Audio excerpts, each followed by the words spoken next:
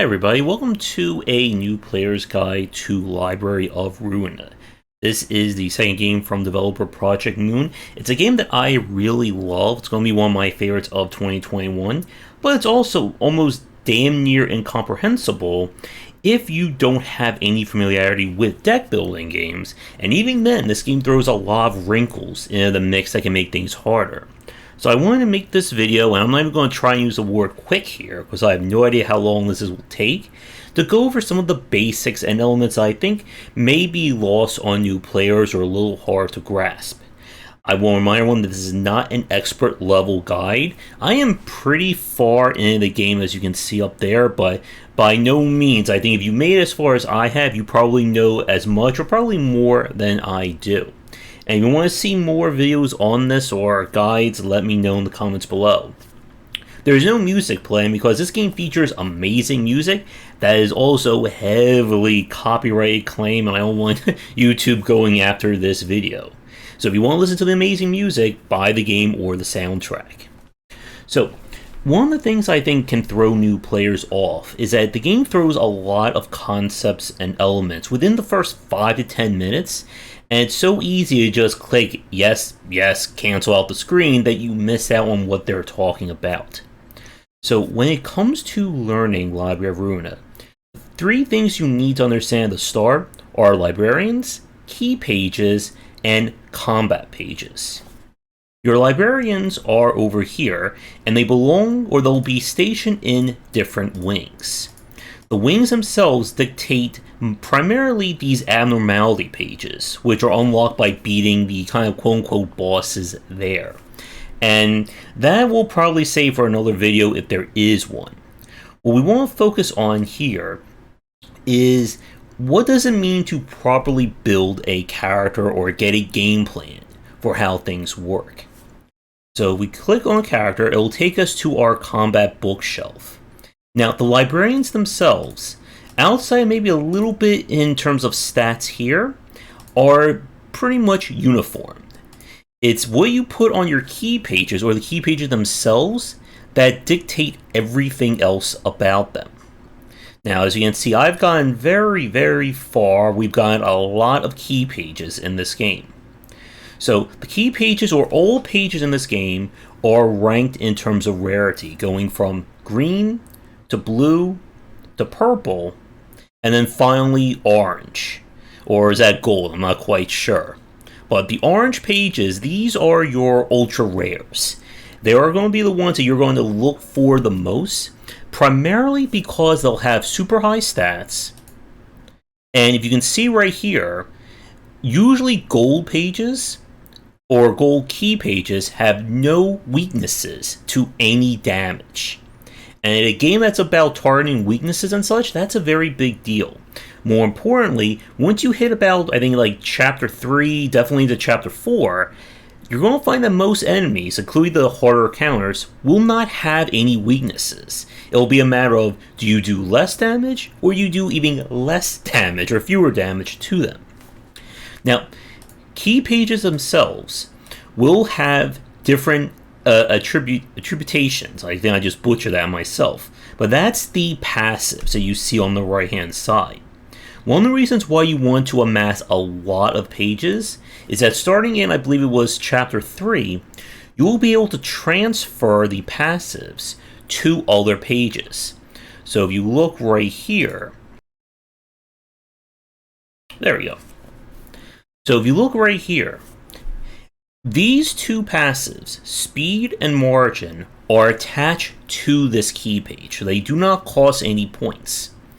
By picking other key pages, I can take their passives and attach it. Now, the better the key page, or the better the passive, the more points it's going to cost. And there is a limit over here of how many attributed key pages you can attach. So that does come into play. So the idea, of course, is that when we get to advanced play, is that you want to combine passives that synergize with the key page, that also synergize with the cards that they're using. So to give you an example here, we're going to go over to this guy. And if we can click on this, And hopefully I can remember where he's actually located. This is currently my rarest key page, and I got this from beating one hell of a boss fight. So, this guy is all about burn-based damage. And talking about like the balancing of what's the best, what's the worst, we're not even going to get into that here. But I have a key page right here that when inflicting burn, it applies additional stacks. Well, this guy does a lot of burn damage, so why don't I attach it?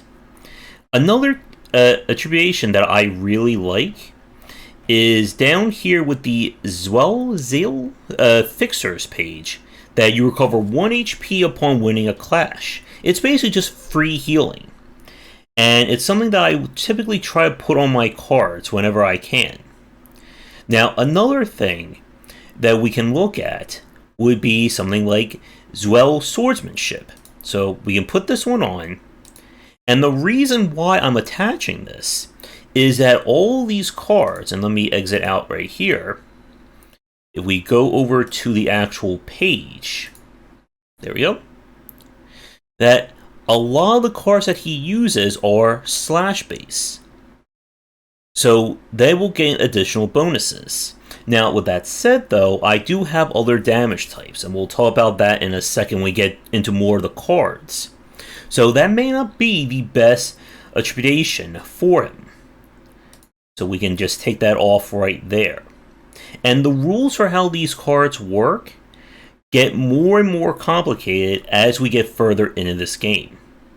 And as you can see, there is certainly a lot that you're going to have to pay attention to. And again, why it can be so hard to learn this game at the start. But again, the key pages themselves, these are your actual characters or your classes in Libary of Ruina. What you attach to them can then be taken off and applied to other characters. So what I can do is, let's say I want to put on this character here.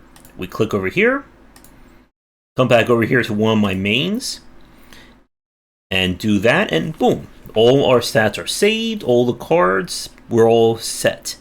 One thing that I highly suggest from a UI standpoint is that once you start getting access to gold and purple class cards, you can favorite them. And to do that, you click on the card in the key page, and you'll click this. It's saying unfavorite, but if you don't have a favorite, it will be reverse. And this will allow you to save it right over here, making it easier to swap around pages when you need to. Now, one thing that I didn't discuss yet is, how do you get more pages? And that is the lovely burned books right here. In the World Libary of Ruina, burning books equals loot boxes. After every fight, you'll gain these books based on how well you did and what characters you fought. And then you'll need to burn them to get a random shot at their cards. Now, the cards, as you can see right over here, there's a limited number per book. And that means that if you do a book enough times, you will eventually get access to all those cards simply by process of elimination. Once you've completely exhausted all these cards, the book will refresh itself with one exception. And that is the gold pages. Gold pages are incredibly rare. And to get them, you're going to have to get really lucky sometimes. Over here, this is where I got the page I just showed you. And I got incredibly lucky that on my first go, not only did I get the gold key page, but I also got its unique card that can only go on it. If I ran out of books, we would have to fight this, I think it's a 7-stage boss all over again, and I don't really want to do that. That was annoying. Now, as you can see, you're going to get a lot of these books. And one of the things about Libary of Ruina is that the books are used as progression. So you need to be very attentive as to what pages you burn. So as you can see right here, and oh, there's another UI quality of life that you should be aware of. If you're not sure what books are required to be burned, click on the icon. Right now there's no question mark because I've done all this. But when you click on the number here, it will pop up exactly what books you need. This takes out the guesswork of having to use them. But to get more of these books, or get more of these pages, we're going to have to get lucky. And again, I only have one of this. And before I decide to burn that, I just want to make sure that I don't need that Book of Rose. Because if I do, I will have to replay that fight for one of these challenges. And fortunately, I don't. So we're going to see, well, not so much live, but right here, will RNG be on my side? Can I get a super gold page on this video? And you know what? Just for the hell of it, let's see, do I have anything else I can get that's super rare? Not really. So, you know what? I will do this, just for the heck of it. We gotta make this video super exciting. Let's see what we get. And again, this is complete RNG, so I don't know what this is gonna be. And the survey says, no, I did not get any of the gold pages that I was looking for. Which seems about right, I guess, for my luck in these kinds of things. But we did get quite a few pages, and this is going to be a good segue into talking about the actual combat cards themselves. So, unfortunately, it looks like when I'm done with this video, I will have to do some replaying of fights. But let's pop back over here, and we'll talk about this. So, the first thing you need to understand about Libary of Ruina is that you are going to amass a ton, and so many combat pages in this game. And one thing that's going to save your sanity is using the filter up here. These filters represent the different chapters of the game. This is the first chapter, and this is the one that I'm on right now. And the reason why this is so important is how balance works. Here is a 1-cost card at the very first chapter of the game, 2 to 3 points of damage, and then another 1 to 4. Let's pop over here. And this is a 1-cost that does 3 to 7 and 2 to 6. And the game is explicitly set up that as you get further into it, you're going to find just flat out better cards than what you're going to get in the lower chapters. And ultimately in this game, the power of your cards is more important than any crazy abilities they may have, with few exceptions. There are certain key pages that can synergize really well with certain combinations that gives them more utility. But that is definitely more of an advancing that we're going to talk about. So when we look at the pages themselves, every page has a cost and a rarity, and as we look at these pages, they'll have different rules to them. Now, the thing that you want to pay attention to are the number of quote-unquote dice. That's these symbols that you see at the bottom of the card. They represent the number of actions that that card will do when you play it during combat. The orange is going to be just damage. Blue is going to be defense. Now, there are special gold that's right here, and the golds are kind of like super counter cards. I don't 100% know exactly what they do just yet, and they're beyond the point of our topic here. But as we look at these various cards, and you can see different ones over here, what you're looking for, again, is not only the damage type, but the number of things that it will do.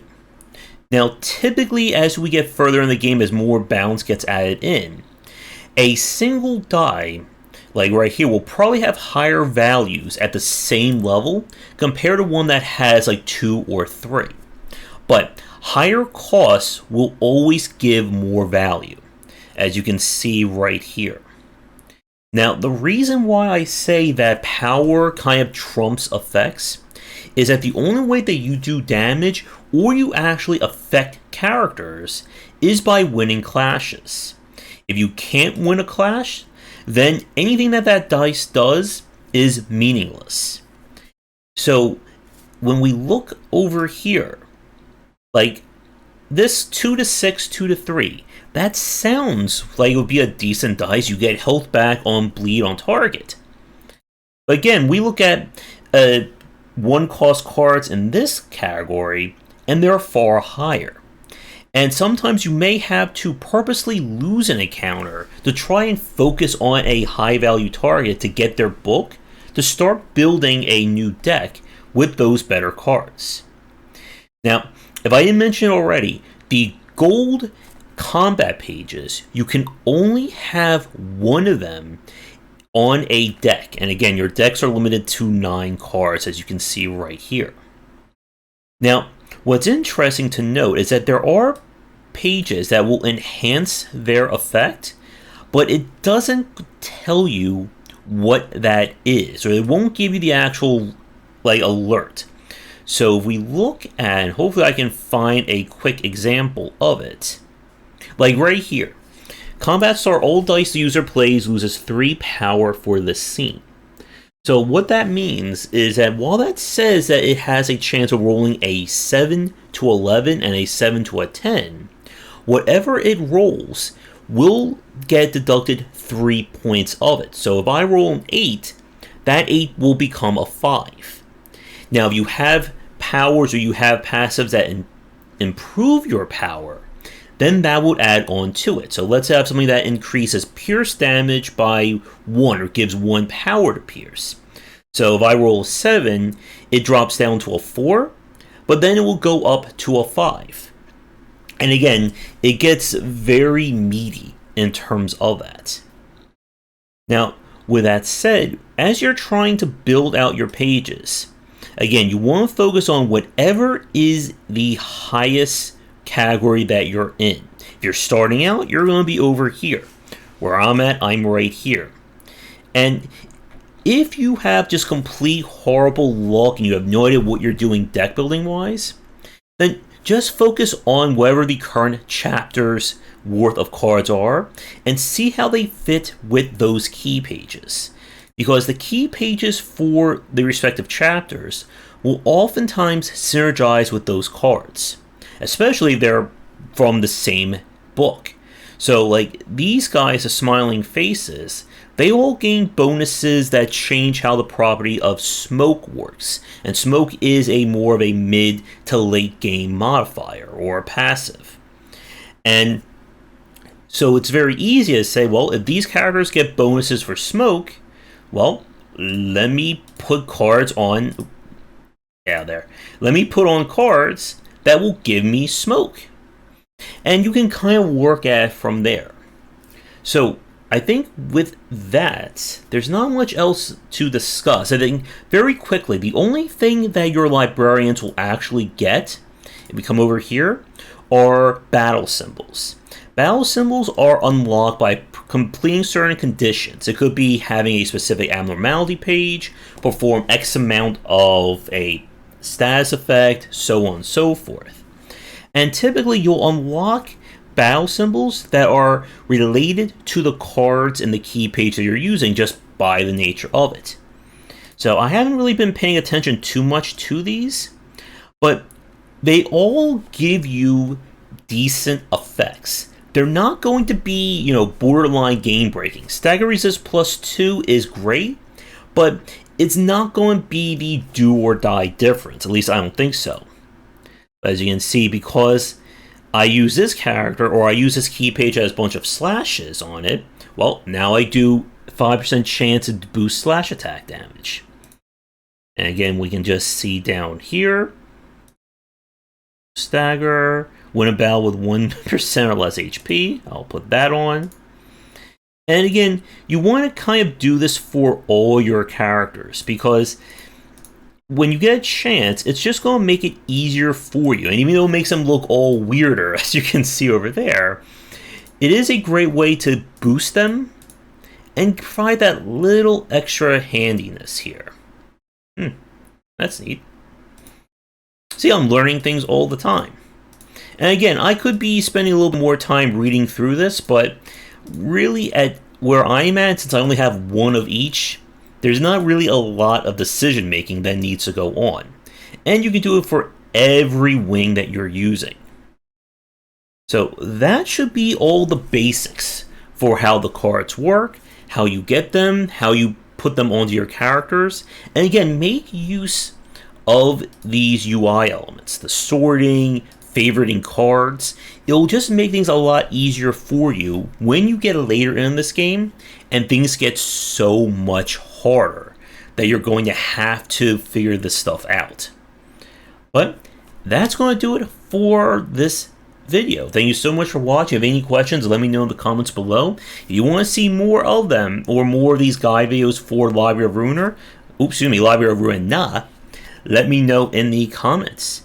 Do all the liking and subscribing people keep telling you to do, and come back for daily discussions on game design here and on game wisdom, where he's in the art and science of games.